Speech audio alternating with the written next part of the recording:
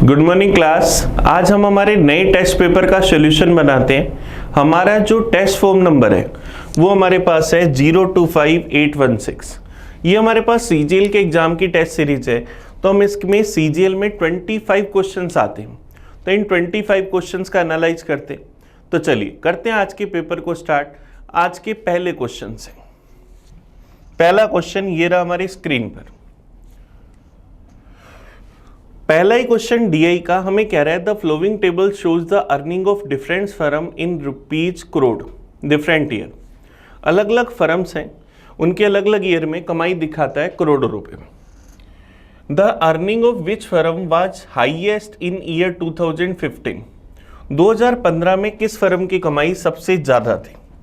2015 का ये डाटा है, इसमें मैक्सिमम वैल्यू है 68 किसकी? आर की। तो हमारा आंसर क्या आ जाएगा? आर। तो फर्म आर की कमाई 2015 में सबसे ज्यादा थी। चलिए नेक्स्ट क्वेश्चन देखते हैं, question number 52।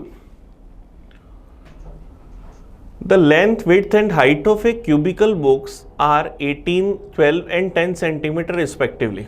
What is the total surface area of box? हमारे पास एक घनाभाकार बॉक्स की लंबाई, चौड़ाई, ऊंचाई दे रखी है। हमें इसका टोटल सरफेस एरिया बताना है कि क्या होगा। अब इसका टोटल सरफेस एरिया हमारे पास क्या होता है? 2 into L B plus B H plus H L, ये हमारे पास होता है। एल हमारे पास है 18 सेंटीमीटर, बी हमारे पास है 12 सेंटीमीटर और एच हमारे पास है 10 सेंटीमीटर। अब हम अगर इसका टोटल सरफेस एरिया निकालें तो 2 इंटू एल बी 18 गुना 12, 12 गुना 10 प्लस 18 गुना 10, तो 2 गुना 18 गुना 12 216, 120, 180। तो क्या आ जाएगा? 2 गुना, ये क्या आ जाएगा? 302, 516, 516 का डबल करा 1032। तो हमारे पास टोटल सरफेस एरिया क्या आ जाएगा? 1032 सेंटीमीटर के। चलिए ये हमारे पास मेंसुरेशन का क्वेश्चन था। नेक्स्ट क्वेश्चन की ओर बढ़ते, क्वेश्चन नंबर 53 की ओर। The speed of train including is 75 kilometre per hour and excluding stoppage the speed of train is 90 kilometre per hour. For how many minute does the train stop per hour? हमें train का rest time बताना है। Rest time का एक छोटा सा formula होता है, एक्सप्रेस स्पीड माइनस में लोकल स्पीड अपॉन में एक्सप्रेस स्पीड इनटू में टाइम। टाइम को हम लेकर चलेंगे मिनट्स में। तो ट्रेन की express speed 90, local speed 75 upon में 90। 1 घंटे की बात कर रहे हैं तो उसको क्या लिखेंगे? 60 मिनट। तो 90 माइनस 75, 15/90 गुना में 60। तो ये गया एक बार, ये गया 6 बार, 60/6 10। तो कितने मिनट के लिए रुकेगी? 10 मिनट के लिए। तो रेस्ट टाइम क्या आ गया? 10 मिनट। ये हमारा आंसर आ गया। या सीधा सीधा ऐसे कर सकते हैं कि 1 घंटे अगर बिना रुके चलती तो 90 चलती, रुक रुक कर चल रही है तो 75 चल रही है। तो कितने कम चल रही है? 15 किलोमीटर किससे? 90 से। तो 15/90 1/6 घंटा रुकती, 1/6 घंटे का मतलब हमारे पास क्या आ गया? 10 मिनट। नेक्स्ट क्वेश्चन देखते हैं 54। In triangle P Q R, P and R हमें दे रखे। P Q R is similar to ABC in the correspondence, then what is the value of B? Triangle PQR और ABC सिमिलर है।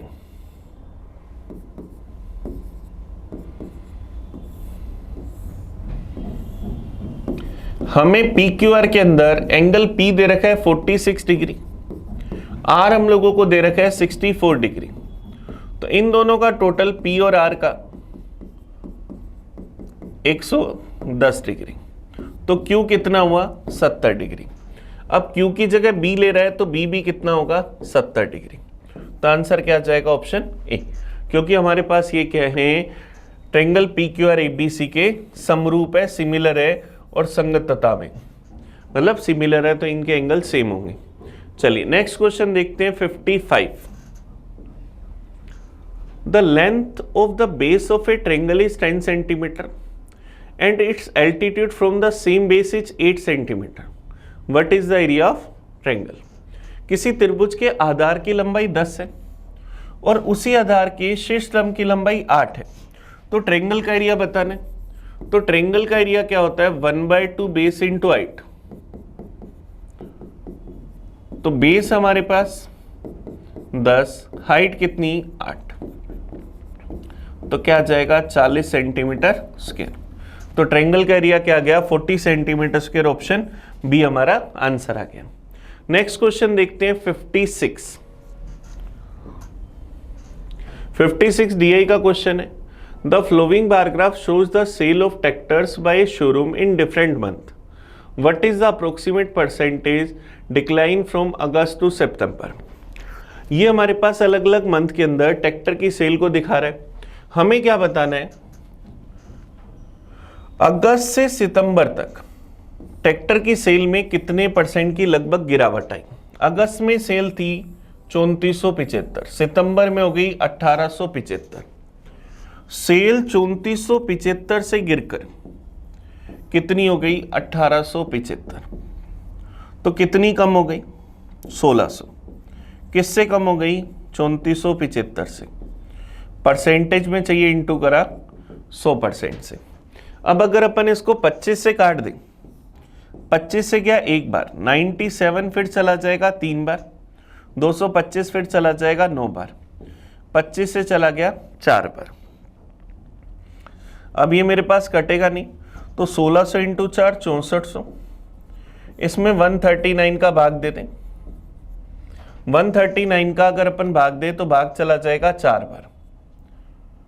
140, 280, 560, 556। अब 4 वाला एक ही ऑप्शन है 46, तो हमारा आंसर क्या आ जाएगा? 46%। तो उसकी सेल में कितने परसेंट की गिरावट आई? 46% की, क्योंकि 3475 से 1875 हो गई, तो कितनी कम हो गई? 1600। 3475 में से 1875 घटा दी तो 1600 कम हो गई, और उसको हमने परसेंटेज में बदल दिया। चलिए नेक्स्ट क्वेश्चन देखते हैं। Question number 57। What is the expansion of a-4 की पावर 3? a-4 क्यूब का हमें प्रसार बताना है कि क्या होगा। अब a-b के होल क्यूब का फॉर्मूला क्या होता है? a cube. a-b के होल क्यूब का फॉर्मूला क्या होता है? a क्यूब माइनस में 3a² b plus 3ab² minus में b का क्यूब, ये हमारे पास होता है। तो अगर हमें a-4 का क्यूब चाहिए तो क्या लिखेंगे? a क्यूब माइनस में 12a², 4 का स्क्वायर 16 × 48 प्लस 48a माइनस में 64। तो ये ऑप्शन कौन सा आ जाएगा? Option C. ऑप्शन सी हमारा आंसर आ जाएगा। चलिए नेक्स्ट क्वेश्चन की ओर बढ़ते हैं। क्वेश्चन नंबर 58 की ओर। The average age of husband, the wife and the child 2 year ago was 28 year. The average age of husband and the child 5 year ago was 21 year. What is the present age of wife? पति पत्नी और बच्चे की औसत आयु 2 साल पहले अगर 28 थी, तो आज कितनी होगी? 30 साल। हस्बैंड, वाइफ और चाइल्ड, आज की डेट में एवरेज एज कितनी होगी? 30 साल। तो टोटल कितना होगा? 90 साल। 5 साल पहले पति और बच्चे की औसत आयु थी 21 साल, तो आज कितनी होगी? 21 + 5 26 साल। हस्बैंड और चाइल्ड की तो 26 दूना 52। तो वाइफ कितने साल की है? तीनों के टोटल में से दोनों का टोटल घटा दो तो क्या आ जाएगा? 90 में से 52 साल गया 38 साल। तो वो पत्नी कितने साल की हुई? 38 ईयर की। ये हमारा आंसर आ जाएगा। सीधा सीधा आंसर निकाल सकते हैं, नहीं तो 2 साल पहले का टोटल निकालेंगे, फिर आज का टोटल निकालेंगे, फिर इसी तरह से 5 साल पहले के टोटल से आज का टोटल निकालेंगे। चलिए नेक्स्ट क्वेश्चन देखते हैं 59। ABC is a right angle triangle, A is equal to 90 degree. AB and BC हमें दे रखा है, हमें इसकी वैल्यू बतानी है। ट्रायंगल ABC में कोण A 90 डिग्री है, AB है 4, BC है 5, तो AC क्या हो जाएगी 3। हमें वैल्यू किसकी बतानी है?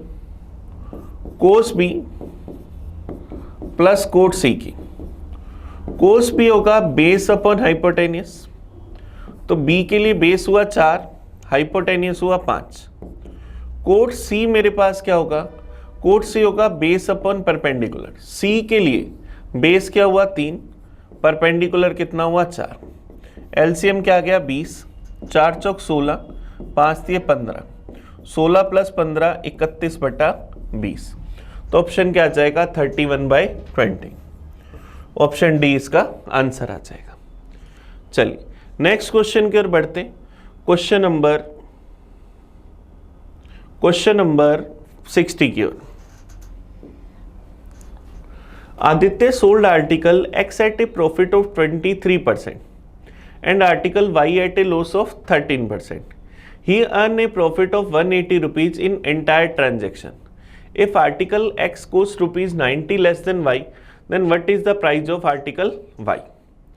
आदित्य ने दो वस्तुएं X और Y को बेचा, पूरे सौदे में 180 रुपए का लाभ कमाया। X का मूल्य Y से 90 रुपए कम है। दो आर्टिकल है X और Y। अगर X का रेट A है तो Y का रेट क्या होगा? A प्लस 90 रुपए। X पर प्रॉफिट हुआ 23% का, Y पर लॉस हुआ 13% का। टोटल मिलाकर प्रॉफिट कितना है? 180 रुपए। चलिए कोशिश करते। इस पर 23% का प्रॉफिट हुआ तो A का 23% बचा, इस पर 13% का लॉस हुआ तो A प्लस 90 का 13% कम हो गया। दोनों का डिफरेंस हमें कितना दे रखा है? 180 रुपए। यहां से हमें रेट निकालना है। चलिए कोशिश करते। A इंटू 23/100 माइनस में A इंटू 13/100 माइनस में A तो हमने लिख दिया 90 से गुना करेंगे 90 इंटू 13/100 बराबर क्या है? 180। 23/100 में से 13/100 गया तो क्या बचा? 10/100। 0 से 0 कैंसिल। 13 को 9 से अगर गुना कर दे तो 13 नहीं में 117 बटा में 10 बराबर 180।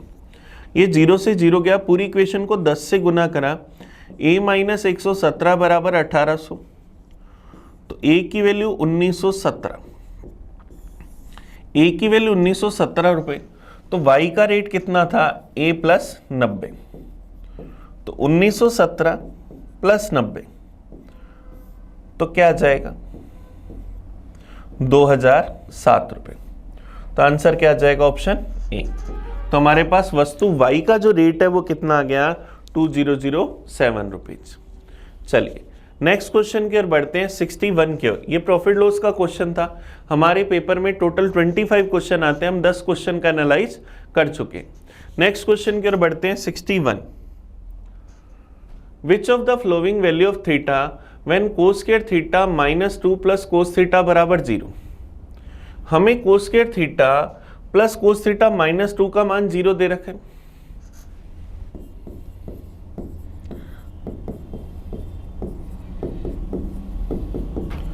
कोस स्क्वायर थीटा प्लस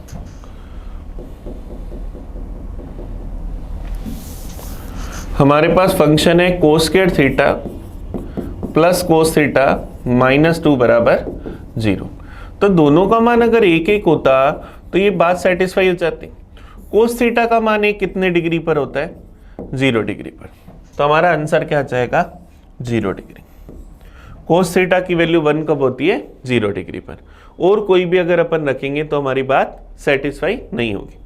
चलिए नेक्स्ट क्वेश्चन देखते हैं 62। If this term is equal to then the value of 2a plus B plus C is equal to, हमें क्या दे रखा है, x प्लस वाई का होल क्यूब प्लस 27, ये दोबारा से लिखना पड़ेगा, x प्लस वाई का whole cube plus 27 x minus Y का क्यूब बराबर हमें दे रखा है ax माइनस 2y इंटू में bx square plus cxy plus 13y square. चलिए कोशिश करते, अगर मैं इसको लिख दूं x प्लस वाई का होल क्यूब प्लस 27 3 का क्यूब है अंदर ले जाऊं 3x माइनस 3y का क्यूब, तो a cube plus b cube का फॉर्मूला अगर आपको याद हो तो a प्लस बी इंटू में a square minus A B plus B square होता है। तो अगर अपन उसी टर्म के हिसाब से चलें, पहली टर्म को a और दूसरी टर्म को b माने तो क्या आएगा a प्लस बी ब्रैकेट में a स्क्वायर माइनस में ए बी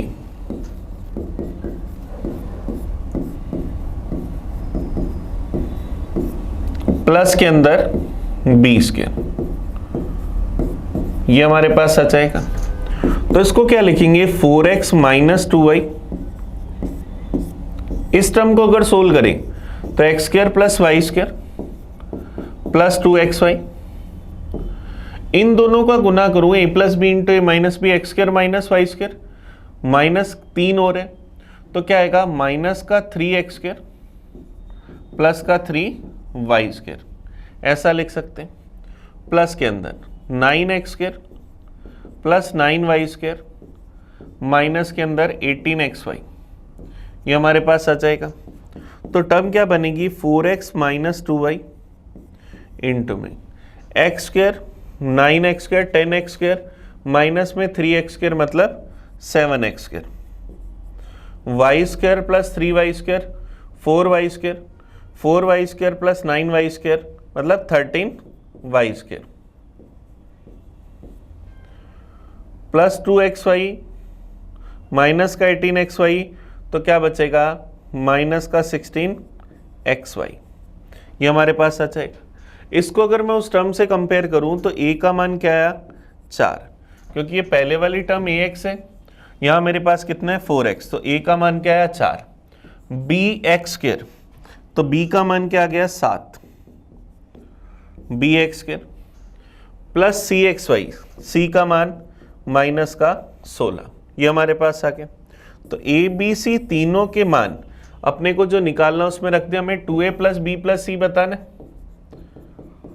तो a का मान 4 4 दूनी 8, b का मान 7 और c का मान माइनस का 16, तो 15 माइनस 16 क्या आया माइनस का 1, तो ऑप्शन ए हमारा आंसर आ जाएगा। ऑप्शन ए हमें इसका आंसर मिल गया। चलिए नेक्स्ट क्वेश्चन की ओर बढ़ते हैं 63 की ओर। एक व्यक्ति को कुल धन का 3/8 भाग मिला, उसके साझेदार को शेष धन का 3/8 भाग मिला, दोनों के भागों में 36 रुपए का अंतर है, तो कुल धन हमें बताना है कि क्या होगा। अब देखो पहले को 3/8 मिला, दूसरे को शेष का 3/8 मिला, 8 और 8 का मल्टीप्लाई, क्या मैं टोटल मनी 64 मान लूं? तो फर्स्ट को कितना मिला 64 का 3/8, तो कितना मिला 24। सेकंड को मिला रिमेनिंग का, रिमेनिंग कितना बचा 40 का 3/8, तो कितना मिला 15। दोनों का डिफरेंस 24 और 15 का डिफरेंस 9, हम कह रहे हैं 9 और वो कह रहे हैं 36 रुपए। 9 की वैल्यू 36 रुपए तो 1 की वैल्यू 4 रुपए, 9 की वैल्यू 36 रुपए तो 1 की वैल्यू 4 रुपए। तो अब हमें क्या करना है, कुल धन बताना है। कुल मनी, टोटल मनी कितनी है 64, तो 64 की वैल्यू 64 इंटू 4 256 रुपए, तो टोटल मनी कितनी आ गई 256 रुपए, ये हमारा आंसर आ गया। चलिए नेक्स्ट क्वेश्चन देखते हैं, क्वेश्चन नंबर 64। हमें इस टर्म को सिंप्लीफाई करके बताना है कि क्या होगा। अब देखो इसको अगर मैं लिखूं 0.7 का स्क्वायर, तो 0.7 इंटू 0.7 डिवाइड में है 0.14, प्लस के अंदर 0.6 का स्क्वायर डिवाइड में 0.18, प्लस के अंदर 0.5 का स्क्वायर डिवाइड के अंदर 0.05 बटा में 4 ब्रैकेट के अंदर 2.504, 2.504 का मतलब 2.5 इंटू 4 10, माइनस में 13 तिया 39 इंटू में 0.25, 39 इंटू 0.25। चलिए इसको सोल्व करते हैं। ये पॉइंट से पॉइंट हट के 7 से गया 2 बार, तो 7/2 प्लस 2 पॉइंट से 2 पॉइंट गए 36/18 2, 2 पॉइंट से 2 पॉइंट गए 5 से 5 कट गया तो क्या है 5 बटा में 39 को 0.25 से गुना करा 9.75, 10 में से 9.75 गए 0.25, 4 इंटू 0.25 मतलब 1, लिखो चाहे नहीं लिखो। 5 प्लस 2 7 प्लस 3.5 मतलब 10 से 1/2 या 21/2, ये हमारा आंसर आ गया। तो ऑप्शन डी हमारे पास इसका सही आंसर आ जाएगा। चलिए नेक्स्ट क्वेश्चन की ओर बढ़ते हैं। Question number 65। एक व्यापारी एक वस्तु को 20% लाभ पर बेचता है। यदि वह इसे क्रय मूल्य के आधे दाम पर खरीदता और पहले वाले विक्रय मूल्य पर ही बेचता तो लाभ प्रतिशत बताना है कि क्या होगा। A trader sell an article at 20% profit. मान लिया 100 में खरीदा, 20% लाभ पर बेचता है, मतलब कितने में बेचता है 120 में। फिर हमें कह रहे हैं पहले से आधे दाम पर खरीदता, मतलब आधे में खरीदता तो 100 का आधा कितने में खरीदता 50 में, और पहले वाले रेट पर ही बेचता 120 में ही बेचता तो कितना प्रॉफिट होता 70 का, कितने पर 50 पर। परसेंटेज में चाहिए इंटू करा 100% से, तो क्या जाएगा 140%, तो उसे कितना प्रॉफिट होता 140% का। चलिए नेक्स्ट क्वेश्चन देखते हैं 66। Point DEF O lies on the circumference of a circle with center O. Angle DEF 48 degree. हम लोगों ने एक सर्किल बनाया, यहां पर बिंदु है हमारे पास DEF, ये तीनों एक सर्किल की सरकमफ्रेंस पर है। ये कितना है 48 डिग्री। हमें एंगल क्या बताना है DOF, O वाला ये वाला एंगल बताना है कि क्या होगा। ये 48 है तो ये 48 का डबल होगा। सेंटर पर बना कौन, सरकमफ्रेंस पर बने कौन का डबल, तो क्या जाएगा 96 डिग्री। ये हमारा आंसर आ जाएगा। आप चाहो तो इसका डायग्राम थोड़ा अच्छे से बनाएं अपन, तो अपन इसको इस तरह से बना सकते हैं। ये हमारे पास है DEF, ये वाला एंगल हमें दे रखा है 48 डिग्री। ये सर्किल का सेंटर है, तो हमें क्या चाहिए DOF 48 का डबल, तो क्या जाएगा 96 डिग्री। चलिए नेक्स्ट क्वेश्चन की ओर बढ़ते हैं। Question number 67। 67 कह रहा है triangle MNO is similar to STU। Perimeter of MNO और STU हमें दे रखी। ON अगर इतनी है तो TU की लेंथ बतानी है कि क्या होगी। ट्रायंगल MNO सिमिलर है ट्रायंगल STU के, ट्रायंगल MNO सिमिलर है STU के। इन दोनों के पेरीमीटर 80 और 120, 80 और 200, इनके पेरीमीटर 80 और 200, तो इनके पेरीमीटर का रेशियो इनके साइड्स के रेशियो के बराबर होता है। यहाँ पर अगर NO साइड है तो यहाँ क्या होगी TU, तो 80/200 बराबर NO कितना है 25, TU का मान बताना है। मान लिया TU रख लेते, 40 से गया 2 बार, ये गया 5 बार। TU का मान 25 इंटू 5 125/2, तो 62.5, ये हमारा आंसर आ गया। ऑप्शन सी हमारे पास इसका सही आंसर आ जाएगा। चलिए नेक्स्ट क्वेश्चन की ओर बढ़ते हैं, क्वेश्चन नंबर 68 की ओर। 67 में बस हमें इतना पता है इनके पेरीमीटर का रेशियो इनके साइड्स के रेशियो के इक्वल होता है, उसकी मदद से हमने इसको कर लिया। नेक्स्ट क्वेश्चन 68 डीआई का क्वेश्चन है। The table given below shows the number of girls in 7 school. 7 स्कूलों में लड़कियों की संख्या को दर्शाता है। सभी स्कूलों में लड़कियों की कुल संख्या कितनी है, हमें इसका टोटल करना है। 0, 5, 10, 15, 20, 25, 30, 35, 4 और 3 7, 17, 22, 30, 36, 38, 39, 3950। तो हमारा आंसर क्या जाएगा, ऑप्शन बी। ऑप्शन बी इसका आंसर आ जाएगा। बस हमें क्या करना है, टोटल करना है। तो टोटल हम लोगों ने कर लिया। चलिए नेक्स्ट क्वेश्चन की ओर बढ़ते। Next question 69। The population of A town increase from 1 lakh to 2,50,000 in 5 years. What is the approximately compound percentage increase in population per year? Population जो आज थी वो 5 साल में 1 लाख से 2,50,000 हो गई। तो हमें बताना उसमें हर साल कितने परसेंट की लगभग वृद्धि हुई। अब देखिए हमें पता है यहां पर 1 लाख से 2,50,000 होगी। 3 जीरो से अगर मैं 4 जीरो से 4 जीरो हटा दूं तो मैं क्या कह सकता हूं, 10 से 25 हो गई या 2 से 5 हो गई। 2 से 5 हो गई तो अब देखो टोटल कितने परसेंट बढ़ी, 3 बढ़ गई। 2 से परसेंटेज में चाहिए इंटू करा 100% से, तो क्या जाएगा 150%। अब 150% बढ़ाना किसी रेट से बढ़ी, टाइम है 5 साल और उसका CAE परसेंटेज हमारे पास है 150%। वो हमें रेट बतानी है कि क्या होगी। तो अब देखो अगर ऑप्शंस की मदद ले तो 30 नहीं हो सकता। 30 से 5 साल का ऐसा ही 150 बनेगा तो CAE तो ज़्यादा बनेगा। 40 भी नहीं हो सकता। 10 नहीं हो सकता, 10 बहुत कम है। 10 से 3 साल का ही देखें तो 33.10 आता है, 150 तो कहाँ पहुँचेगा। तो सही आंसर क्या आएगा, 20। 20% से बढ़ेगी तो 5 साल में लगभग कितने परसेंट बढ़ जाएगी, 150%। क्योंकि 20% के 2 चेंज करेंगे तो इन दोनों का 44% आएगा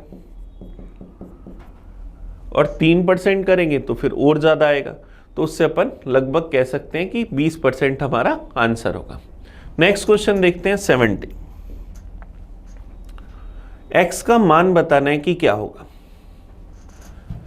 तो अपन इसको लिख लेते हैं 0.05 इंटू में 0.36 डिवाइड के अंदर 0.4 प्लस 0.055 प्लस 1.50 डिवाइड के अंदर 0.03, ऐसा हमें दे रखा है। चलिए कोशिश करते, बिल्कुल ऐसा ही लिखा हुआ है। अब देखो यहां से अगर अपन ये पॉइंट हटाएं तो 1 जीरो ऊपर, ये पॉइंट हटाऊं तो 4 जीरो नीचे, मतलब 3 जीरो मैं नीचे लिख सकता हूं। 4 से गया 9 बार, 5 से गया 200 बार, तो 9/200 प्लस 0.055 वैसे का वैसे, प्लस ये पॉइंट से पॉइंट गया 150 में 3 का भाग दिया, क्या आया 50। अब देखो मेरे पास ये वैल्यू बहुत छोटी आएगी। 9 में 200 का भाग दूंगा तो मेरे पास क्या आएगा, 2 वैसे 2 का भाग दूं तो 4.5, फिर मैं अगर यहां पर 100 का भाग और दूं तो मेरे पास क्या जाएगा 0.045, 0.055 और 50। इन सबको अगर जोड़े तो ये क्या बनेगा, तो क्या जाएगा 50.1। तो ये ऑप्शन बी हमारा आंसर आ जाएगा। तो क्वेश्चन नंबर 70 का आंसर क्या है, ऑप्शन बी। नेक्स्ट क्वेश्चन देखते हैं 71। 1 + 2 tan square theta plus 2 sin theta sec square theta बराबर a/b। तो हमें इसका मान बताना है। 1 + 2 tan square theta plus 2 sin theta into में sec स्क्वायर थीटा बराबर a/b। तो तो हमें a plus B upon A minus B बताना है। 1 प्लस 2 टेन स्क्वायर थीटा को अगर साइन स्क्वायर थीटा अपॉन में कोस स्क्वायर थीटा लिखूं, plus 2 sine theta upon sec theta को भी अगर कोस स्क्वायर थीटा लिखूं, तो इसका अगर मैं एलसीएम ले लूं तो कोस square theta plus 2 sine square theta plus 2 sine theta upon में क्या बना, कोस स्क्वायर थीटा। कोस स्क्वायर थीटा को अगर मैं 1 माइनस साइन स्क्वायर थीटा लिख दूं, कोस स्क्वायर थीटा को अगर मैं 1 माइनस साइन स्क्वायर थीटा लिख दूं, तो क्या बनेगा 1 plus sine square theta plus 2 sine theta. कोस स्क्वायर थीटा को अगर मैं 1 माइनस साइन स्क्वायर थीटा लिख दूं, तो ऊपर क्या बनेगा, ऊपर क्या 1 प्लस साइन थीटा का होल स्क्वायर बटा में a plus B into A minus B, A minus A square minus B square होता है, तो बटा में क्या a 1 plus sine theta into 1 minus sine theta बनेगा। तो 1 प्लस साइन थीटा की एक पार से 1 प्लस साइन थीटा की एक पार कट जाएगी, 1 plus sine theta upon 1 minus sine theta बराबर क्या है, a अपॉन बी। अब अगर मैं इसमें CND रूल लगा दूं, तो CND रूल से मैं क्या लिख सकता हूं, 1 अपॉन साइन थीटा बराबर a plus B upon A minus B. तो 1 अपॉन साइन थीटा क्या होगा, कोसेक थीटा बराबर a plus B upon A minus B. तो हमारा आंसर क्या आ जाएगा, ऑप्शन सी। ऑप्शन सी इसका आंसर आ जाएगा। और नहीं तो यहाँ से आप इसको क्रॉस मल्टीप्लाई करोगे तब भी आपके पास वैल्यू आ जाएगी। चलिए नेक्स्ट क्वेश्चन देखते हैं 72। When is extracted from each of these, the numbers obtained in the order are proportional. What is the mean proportion between this? Numbers दे रखे 24, 33, 20 और 26। इसमें से अगर अपन x घटाते हैं तो ये प्रोपोर्शन में हो जाते हैं। चलिए मैं लिखता हूँ 24 माइनस एक्स अपॉन में 33, 20 माइनस एक्स अपॉन में 26। 20 और 26 का डिफरेंस 6, इसको 6 से गुना करा। 24 और 33 का डिफरेंस 9, इसको गुना करा 9 से और इन दोनों को बराबर कर दिया। 2 से गया 3 से गया 2 बार, ये गया 3 बार, अंदर गुना करा 48 माइनस 2x बराबर 60 माइनस 3x। तो x बराबर क्या है 12। इसका मतलब प्रत्येक नंबर में से क्या घटाना था 12। ये इसको सोल्व करने की ट्रिक होती। तो हमें यहाँ x का मान 12 मिल गया। अब मुझे इसके अंदर इसका मीन प्रोपोर्शनल बताना है। तो मीन प्रोपोर्शनल का मान क्या होगा, रूट में 2x प्लस 1 इंटू में 5x माइनस 11। x की जगह 12 रखा तो 12 दूना 24 प्लस 1 25, 12 5 60 माइनस 11 49। तो b का मान 5 गुना 7, तो क्या आ जाएगा 35। ये हमारा आंसर आ जाएगा। तो b की वैल्यू मेरे पास क्या आ जाएगी 35। नेक्स्ट देखते हैं क्वेश्चन नंबर 73। क्वेश्चन नंबर 73 हमें दे रखा है a प्लस 1 अपॉन ए बराबर 2, b प्लस 1 अपॉन बी बराबर -2। तो हमें इसका मान बताना है। अब a प्लस 1 अपॉन ए बराबर 2 है तो a का मान 1, तो जो निकालना उसमें क्या आएगा 1 प्लस 1। यहाँ पर b का मान -1, -1 का स्क्वायर 1, तो क्या आएगा 1 प्लस 1 बटा 1। तो आंसर क्या आ जाएगा 4। ऑप्शन डी हमारा आंसर आ जाएगा। चलिए नेक्स्ट क्वेश्चन देखते हैं 74। ए किसी काम को 9 दिन में कर सकता है, बी ए से 80% अधिक कुशल है, तो बी और ए मिलकर समान काम को कितने समय में करेंगे।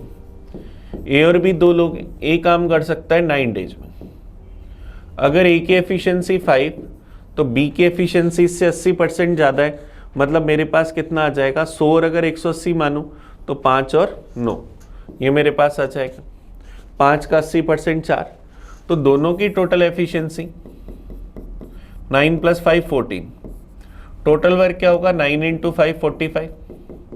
तो दोनों मिलकर इस काम को कितने टाइम में करेंगे, total work upon efficiency 45/14 days में। तो ये हमारा आंसर आ जाएगा ऑप्शन ए। ऑप्शन ए इसका सही आंसर आ जाएगा। नेक्स्ट क्वेश्चन देखते हैं 75।